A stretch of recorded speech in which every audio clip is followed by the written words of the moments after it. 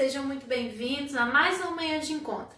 Eu espero que todos vocês estejam bem e se cuidando. Estou morrendo de saudades, amo cada um de vocês. Hoje nós iremos falar do capítulo 6, tá? Do módulo 6 da apostila 2 de vocês, onde iremos tratar da Europa e dos seus aspectos naturais. Quando falamos de aspectos naturais, iremos abordar as principais características relacionadas ao relevo, à hidrografia, ao clima e à vegetação. Mas antes de iniciarmos e falarmos um pouco sobre essas características, gostaria que vocês observassem comigo o mapa da Europa e os seus limites e principais acidentes geográficos. Por quê? Iremos falar um pouco sobre a localização, sobre a posição geográfica desse continente, tá? Que limites são esses que nós iremos falar? Os limites naturais, que são aqueles que vão separar o continente europeu de outros continentes. Então acompanhe aí comigo, ó. O continente europeu está limitado a leste e a sudeste pelos Montes Urais, Rio Ural, Mar Cáspio, as montanhas do Cáucaso, o Mar Negro, o Mar de Mármara, onde se situam dois estreitos, que é o Estreito de Bósforo e o Estreito de Dardanelos, que fica na Turquia, tá? Esses acidentes geográficos que eu acabei de citar para vocês, eles vão separar o continente europeu do continente asiático, tá? Ao sul, os limites naturais são o Mar Mediterrâneo, o Estreito de Gibraltar, que são acidentes geográficos que vão separar, que são limites geográficos naturais que vão separar o continente europeu do continente africano, tá? Outra coisa que nós vamos observar aí são os paralelos que cortam o continente europeu e que, a partir dele, iremos estabelecer as zonas climáticas que compreendem esse continente, tá? Ó, o continente europeu é cortado pelo Círculo Polar Ártico e pelo Trópico de Câncer. Assim sendo, a maior parte do continente europeu situa-se dentro da zona climática temperada, como vocês estão vendo aí no mapa, tá? Por situar dentro dessa zona climática temperada, nós vamos observar que o continente europeu, ele vai manter uma grande diversidade nas suas paisagens de relevo, nas suas paisagens de clima e vegetação, tá? E é isso que nós vamos falar na aula de hoje. Então vamos começar falando sobre o relevo, tá? O relevo do continente europeu, ele pode influenciar na distribuição da população que está condicionada ao tipo de clima. Vou explicar para vocês como que isso acontece. Regiões onde tem altitudes mais elevadas, os climas são mais frios, então isso dificulta o povoamento, tá? Então essas regiões terão uma menor concentração populacional. Já as regiões que são regiões onde as altitudes são menores, os climas são mais quentes, então isso facilita a ocupação, tá? Que são as regiões mais planas do relevo, certo? Então vai ter maior concentração populacional nessa região. Isso vai ser tema, né, de população das nossas próximas aulas, tá? Ó, outra coisa também que o relevo pode influenciar é o aproveitamento econômico dos rios. Por quê? Regiões que são regiões mais elevadas, que têm altitudes maiores, os rios vão ser rios de planalto, tá? Então, a sua queda d'água, ela tem mais pressão. Então, o aproveitamento econômico pode ser para a construção de usinas hidrelétricas. Em regiões de níveis altimétricos menores, regiões mais planas, a queda d'água, ela tem uma menor intensidade. Então, os rios, eles são rios chamados rios de planície e eles são aproveitados para navegação e transporte, tá? Então, ó, veja bem, acompanhe comigo, tá? O relevo, ele tem formas diferentes em cada região do continente europeu. No norte, tá? No norte nós temos as formações mais baixas do relevo, né? São as formações rochosas mais antigas que foram originadas a partir do processo de glaciação que ocorreu naquela região, tá?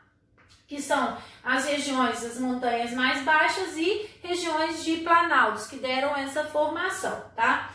A região central, o centro do continente europeu, Nessa região são formadas as áreas que nós chamamos de bacias sedimentares, as áreas de planícies, são áreas de baixas altitudes, tá? Que foram formadas a partir dos sedimentos depositados, né? Oriundos do quê? Dos rios, tá? Sedimentos depositados que foram desgastados, que foram trazidos, né? Vindos, oriundos pelas águas dos rios, tá? E pelo derretimento do gelo no processo de glaciação, tá? Então é outra coisa que a gente observa aqui.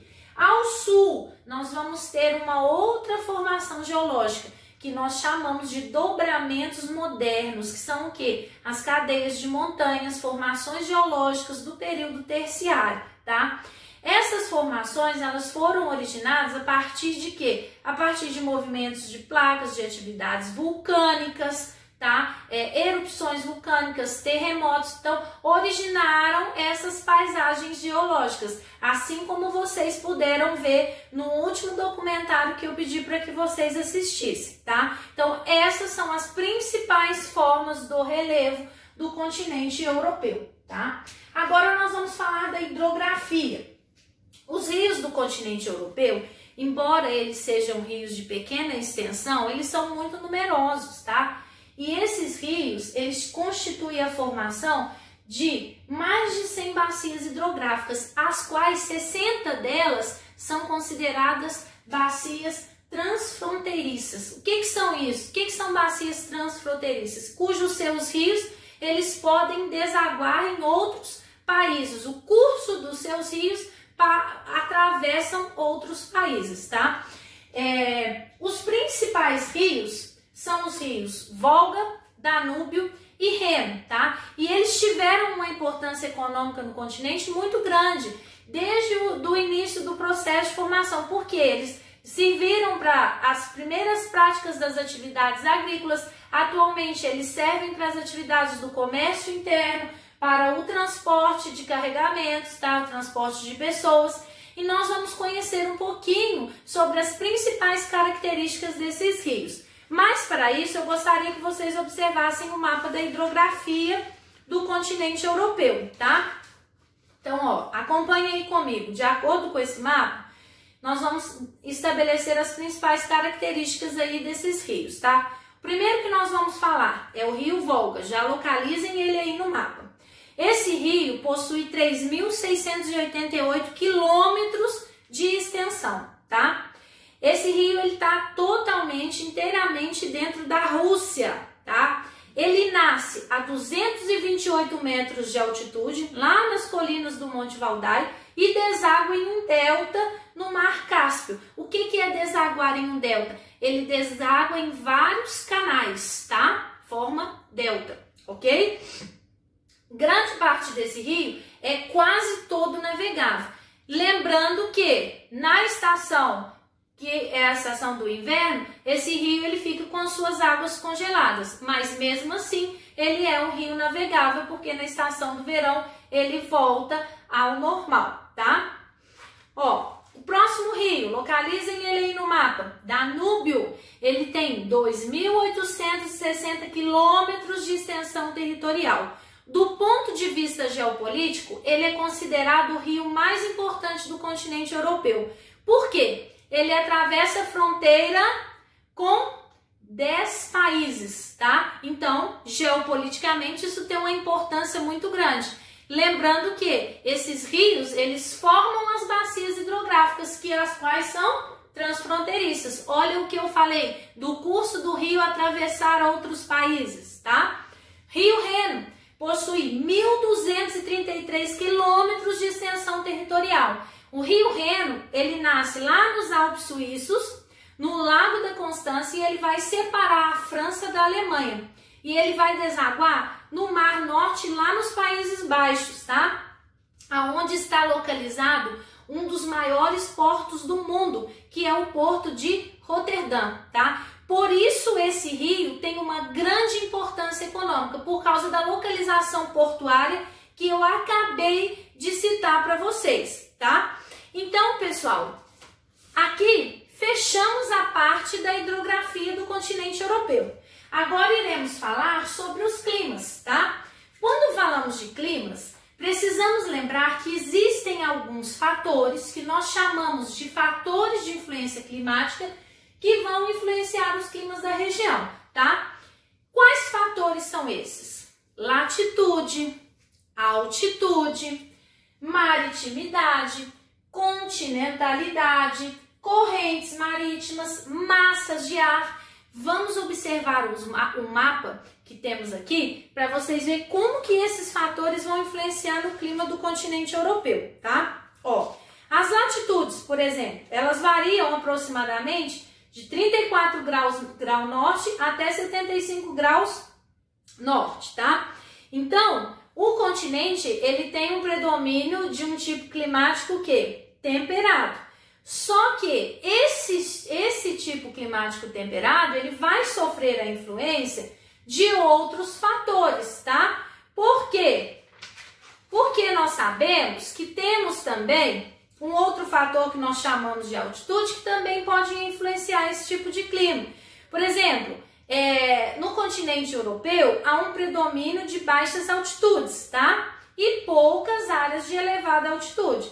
E essas temperaturas que podem variar estão relacionadas a esse fator. Por exemplo, veja bem, em regiões onde eu tenho menores altitudes, tá? Elevações menores, as temperaturas elas vão ser maiores. Em regiões onde eu tenho altitudes maiores, as temperaturas vão ser o quê? Menores, as médias térmicas serão menores. Um outro fator que vocês estão observando aí no mapa comigo é a maritimidade e a continentalidade, tá?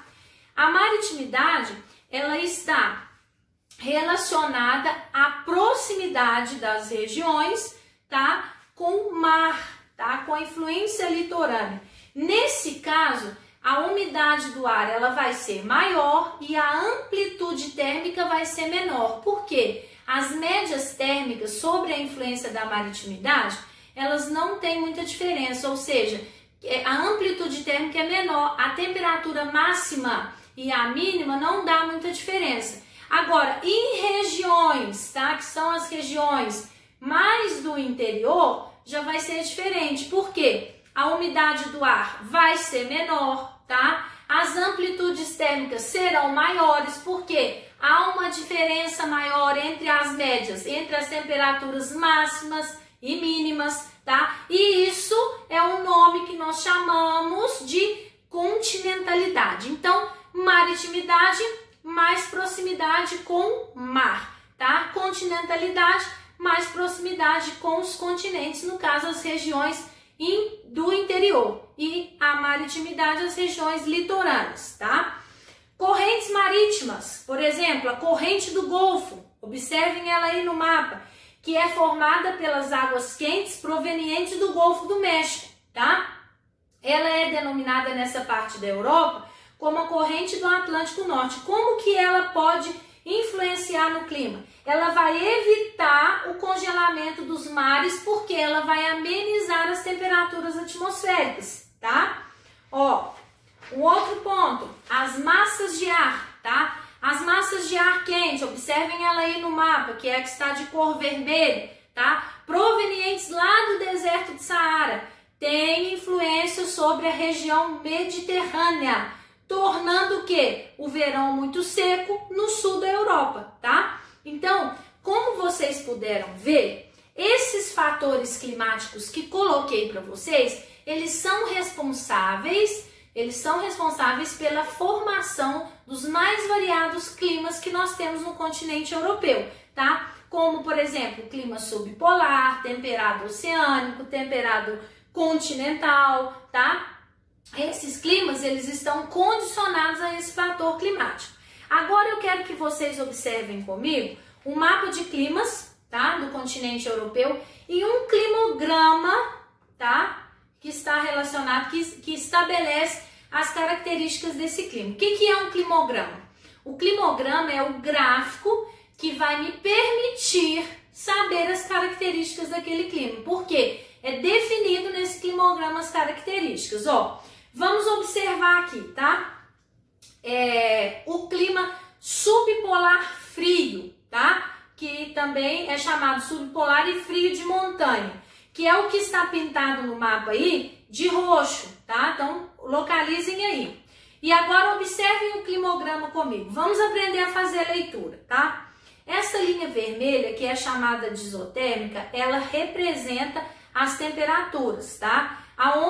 Onde eu tenho uma temperatura máxima de 8 graus, 8, 9 graus aproximadamente, e uma mínima de menos 10 graus. As temperaturas máximas e mínimas, elas podem estabelecer a amplitude térmica do local. Como que calcula a amplitude térmica de um determinado lugar? Temperatura máxima menos a temperatura mínima, tá?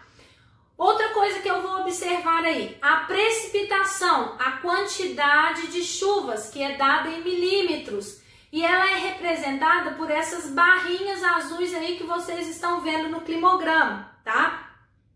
E os meses do ano, tá? Então, veja bem, o que eu vou observar aqui? Que no clima subpolar, no clima frio de montanha, tá? Eu vou ter invernos frios e longos, tá? E as temperaturas médias, elas vão variar aproximadamente 8 graus Celsius, mesmo no verão. Vocês observam que mesmo no verão eu vou ter essa variação térmica aí, tá? Lembrando que nós estamos falando do hemisfério norte, tá? E que o verão no hemisfério norte começa a partir de junho, porque é ao contrário do hemisfério sul. Não esqueçam disso, tá? Outra coisa que nós vamos observar aqui, nós vamos observar que os índices pluviométricos, as quantidades de chuvas, as precipitações desse tipo de clima aqui são as mais elevadas de todo o continente europeu. O clima subpolar, frio de montanha, possui as precipitações mais elevadas do que todos os outros climas, tá? Então, são características que eu extraí de onde? Do climograma, tá?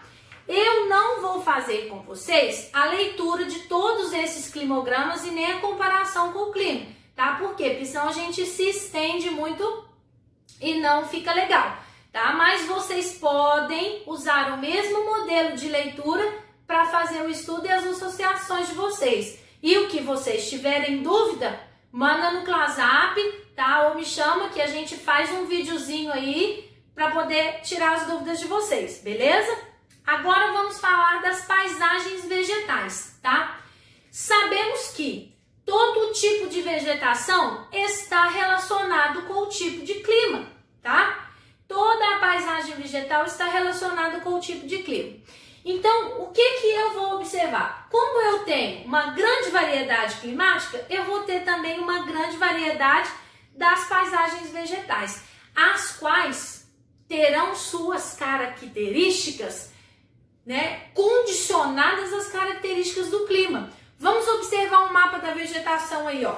Vou fazer aqui com uma vegetação para vocês, tá? A tundra, tá? Que é essa que está pintada de roxo aí, que fica no extremo norte do continente europeu. Qual que é a característica desse tipo de paisagem vegetal, tá? Caracteriza por uma cobertura vegetal de musgos e líquens, tá? Que eles são utilizados em curtos períodos de degelo, como pastos pelas renas, os animais típicos dessas regiões montanhosas, como a região escandinava da Rússia, tá? E da Rússia. Então, nessa região, vocês vão observar que existem alguns pontos que podem surgir arbustos, gramíneas, e essas características dessa paisagem vegetal está totalmente relacionada ao tipo de clima subpolar que fizemos a leitura pelo climograma e suas características, ok? As demais paisagens vegetais que vocês veem aí, florestas de coníferas, florestas temperadas, estepes, pradarias, vegetação mediterrânea, elas terão características peculiares relacionadas ao tipo de clima, que vocês podem fazer a comparação de um mapa com o outro e levando em consideração os principais aspectos dos climas e relacionando a vegetação, ok? Então, pessoal, esse foi o módulo 6. Eu coloquei os principais tópicos, os pontos mais importantes que vocês precisam saber, os mais relevantes, aquilo que vocês não entenderem, podem me enviar mensagem, qualquer coisa, se for o caso, faremos uma chamada individual com o aluno, pelo plural, tá? Mas não fiquem com dúvida. Desenvolva as atividades de classe relacionadas a esse módulo e é isso, tá? Até o próximo encontro, eu espero que vocês tenham entendido. Um super beijo no coração de cada um.